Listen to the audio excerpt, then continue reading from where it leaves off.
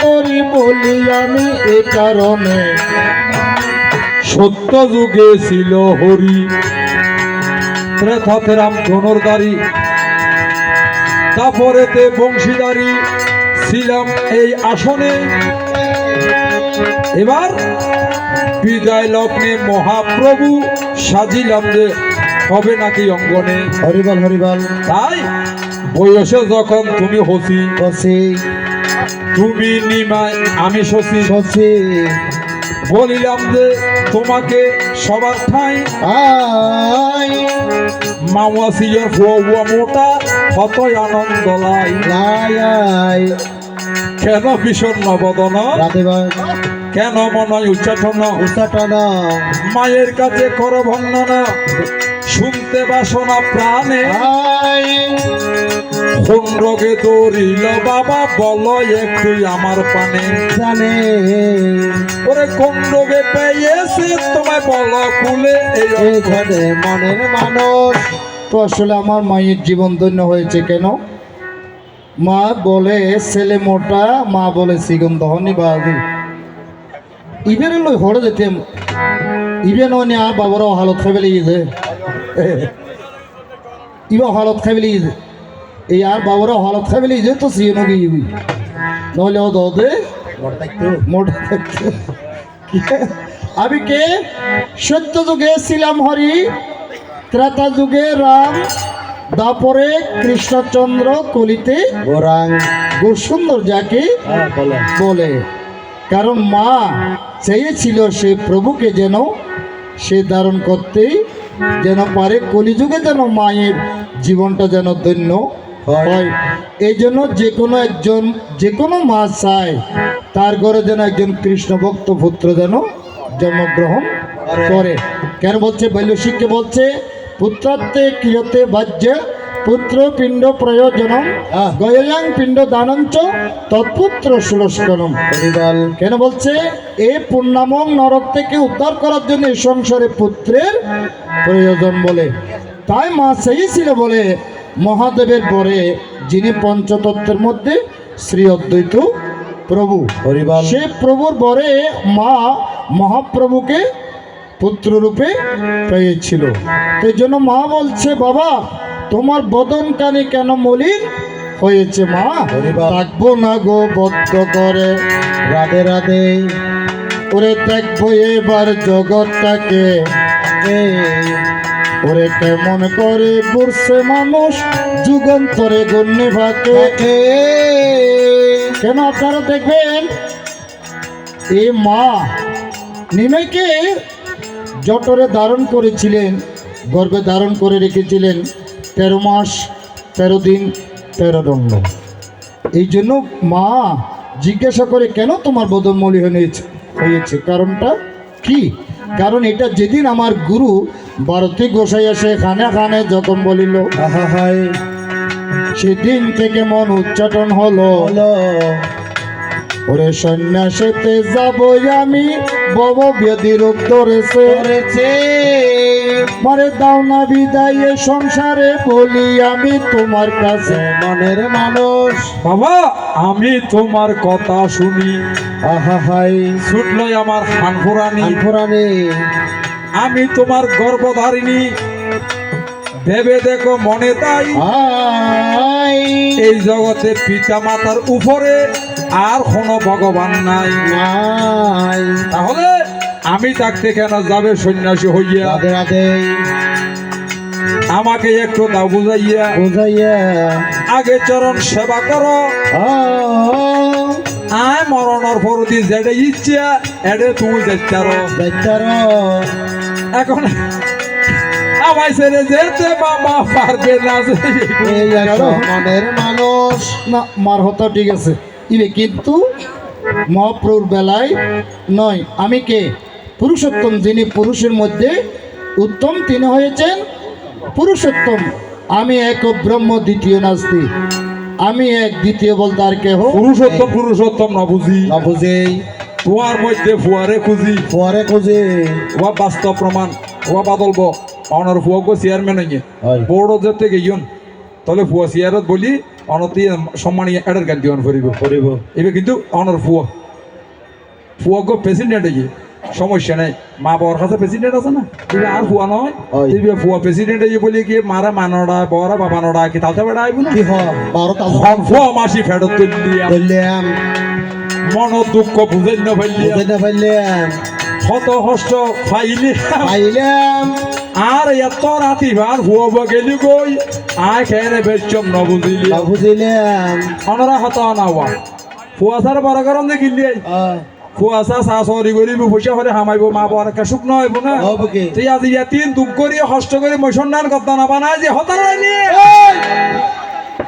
আয় বুড়া হলে হঠাৎ যাইবে কে সরিয়েতে ভেতর না বা তোর হইব তো হাই আচ্ছা আর হতা না বাদ দিলে বাবা আজি বাবা দল বড় পয়সা দিতে ঘরত যাই গই বুড়া মানুষের হিসেবে আর বাত হলে দুগা দিব তো তুই যদি এর গরম মধ্যে লম্বা ছুটি করা ইউজ জানি কিরবা সন্ন্যাসী হতে যদি বাসনা ছিল ছিল বিয়ে হরিতে কে বলিলিও কে বলিল চিন্তা করে দেখো তাই বাপর বিয়ে না করবা গজ্জে লক্ষ্মী প্রিয়া ইবার নাম বলো লক্ষ্মী আর হুয়া বিয়ে করি আর টক্কি কিছু না হতো তামাশি বেইরত কিছু না হতো মেললেই পরে মিলজির বই ভেদি দেবা ইবে দিন এশিয়ান করি এর ফুল তুল তো গই দা আবে হরে মর গই গুই আর হুয়া গো নাক খান্দা নেই বই আ মানয় না বাজে আর মনবা তোর না হুয়া মুকলা করি তাজে নাকি তো আর গো হুয়ারে করাইলাম বিয়ে করাইলাম বিয়ে ইবিয়া বলে বিষ্ণু প্রিয়া পিয়া ভেবে দেখো মনেতে হে বিষ্ণু প্রিয়াকে সঙ্গে নিবে আমি বলি তোমাকে তোমাকে তোমার গোবরে লই যে ব্যাগ হই বলিয়া দিলাম মনের মানুষ আসল বাজি মাইয়ে ভরে মাইয়ে ভরে দিন পারে বেশি ভাই আচ্ছা ইবি কি হই জানো লম্বা চুলি হই আই আই আচ্ছা ইবি আর কোন নাকি ইয়ে নাকি অত দলর গোষ্ঠী দিবে হ্যাঁ চিন্তা করো মনে মনে মনে বলি আমি বৃন্দাবনে দাপর যুগের কথাই আমি স্মরণ করি এই জগতে কারণ এই দাপর যুগে তারা দুইজন ছিল যার নাম সত্যবামায়ার রুক্মিণী তাদের মনের বাসনা পূর্ণ করার জন্য এই কলিযুগে এসে তাদেরকে কিন্তু বিয়ে করেছে কিন্তু আসলে সে মহাপ্রভুর নাম দিয়ে কোনো বিয়ে সাথী হয় নাই তাই তাদের মনের বাসনা পূর্ণ করিবার তরে এসেছিল দেখো তোরা জগতে একবার মা জননী দেখো না ভাবিয়া আমার প্রিয়া না হইল সংসারে থাকবো না গিয়া কেন বলছে সংসারে যদি গমন করে সংসার গমন সংহার কারণ এই জন্য এটা কিন্তু মহাপ্রভু সংসার ধর্ম করে নাই কারণ মহাপ্রভু করবে কি এটা সত্য যুগে দাবি ছিল বলে সত্য যুগে কথা দিয়েছিল বলে সত্য ত্রেতা দাবর কলিতে প্রেমের ঋণ শোধ করবে বলে এই জন্য মা আমি যাব চলে নদী আর দেখো গরে বলে দিবে বিদায় মা জননী বলি গো তোমারে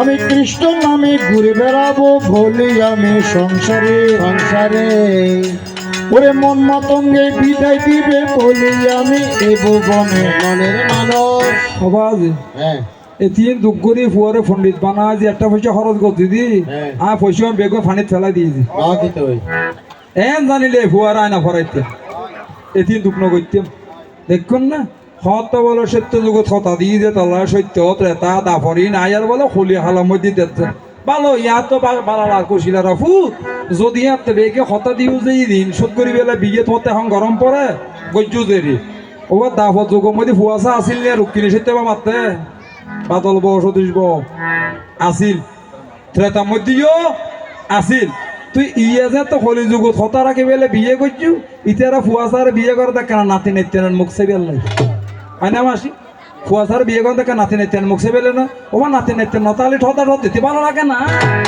তুই আর তোকে নাতি করেন না তাহলে বাজে হাতে ভালো লাগবে না আফু অজ্ঞ নাতি দিও না চাই তোমার বাবার নাম বেড়ে ধৈর্যমাই বুকে নিয়ে নিদ্রা যাইব একটা নাতি ফেলে আমার সকল দুঃখ ধরিব বলিব ওরে একটা নাতি দাও না বাবা বলিব এসো মনে মানো। কারণ নিজে আচার্য ধর্ম পরকে শিখায় পরকে বুঝায়। এই জন্য মা বলে একটা নাতি দাও আমারে। আচ্ছা মা, যদি আয় যদি সংসারত গমন করি হয় তাহলে ব্রহ্মসত্য বাক্য ইয়েন কি হইব লঙ্ঘন হইব। কিন্তু এই গরম মধ্যে সংসার ধর্ম নাতি দিও কোনোদিন হতেই পারে না। আরেক দিকে দিতে পারি, যেমন মহাপ্রভুর প্রসাদ দেখো কবে হাইল কৃষ্ণ ভক্ত জগতে প্রচার হইল, যার নাম মায়ের নাম ছিল নারায়ণী, পিতার নাম লোকনাথ মিশ্র। এটা আমি সংখ্যায় বলে দিচ্ছি। ছেলের নাম হয়েছে বৃন্দাবন দাস, হরিবল। পরে হয়েছে বৃন্দাবন গোস্বামী। সেদিকেতে নাতি দিলাম, আহা হাই মায়ের মনকে শান্ত করিলাম। এবার বিদায় দিবে মা জননী, যাবই আমি তোমায় ছেড়ে তোমার সন্ন্যাসেতে যাবই আমি, বলি আমি এই কারণে মনের মানুষ। দেখছেন না বাজি, গরম মধ্যে আনে দি সার্টিফিকেট দাঁড়িয়ে মধ্যে দিন না পারেননি। ওই উদয়কে নাতি দেখতে ভালো এই নাতি দিয়ে রাখি নিজের গরম না থাকেন নি বার ওকে প্রভাত আছে হজে নিজের ফুয়ারে মাইলেও ডাকিব যে মা, ফরের ফুয়ারে খাওয়াইলেও হজে না। পরে ইয়ার নাতি বিয়াতে খিলে লাভ জোড়া নাতি নদী যদি বেগুণর সাক্ষী রাখি হই যার মাথা মাথা দে বলি আমি তোমারে আমার সেই আর হুয়া যাতে কৃষ্ণালয় পাওয়া লাগে গুইয়া বাজি কি মামা আর পলত আছে যে রে ওয়া। তাই আমার নদীর বাসিরে আমার গৌর সুন্দর ব্রাহ্ম মুহূর্তের নাম প্রচারের জন্যে জগৎ হিতার্থে গিয়েছে চলিয়া। এখন আজকে আমার এই নিমাই সায়ান্ন সময়ে লোকহিতার্থে আমাকে ছেড়ে যাবে চলিয়া। যখন আমার গৌর সুন্দর কলিহত জীবকে উদ্ধারের জন্য মধুর কৃষ্ণ নাম নিয়ে যাই, মা হয়ে সচিমা কেমন করে তাকে দিবে গভীর। তখন গৌর সুন্দর কি কর্ম করিল, মহামায়াকে আহ্বান করিয়া সকল নদী আবাসীকে নিদ্রাভিভূত করে কোকিল সুরে যখন মা মা বলে ডাকিয়ে উঠিল, আর সচিমা বলেছিল এবার ব্রজের কোকিল ব্রজে যারে, ব্রজের কোকিল ব্রজে যারে, আমার ঘুমের পরে ব্রজের কোকিল ব্রজে যারে, আমার নিমাই ঘুমের ঘরে ব্রজের কোকিল ব্রজে যারে। মতয়াময় ছিল নারী, মতয়াময় ছিল নারে, ছিলে বিদায় দিত নারে, মতয়াময় ছিল নারী, ছিলে বিদায় দিত নারে, মতয়াময় ছিল নারে। নদীয়াবাসীরে যখন মা কোকিল বেশে যখন নিমাচনকে বিদায় দিলেন, কোন রাজার ছেলে যদি সন্ন্যাস ধর্ম গ্রহণ করে তাকে সাধ্য সাধ্য টিঙ্গর নদীয়ার ধারে ধারে গিয়ে ভিক্ষা করিতে হবে। তার অহংকার চূর্ণ করে এবার ভিক্ষা আহদাগো নগর হাসে,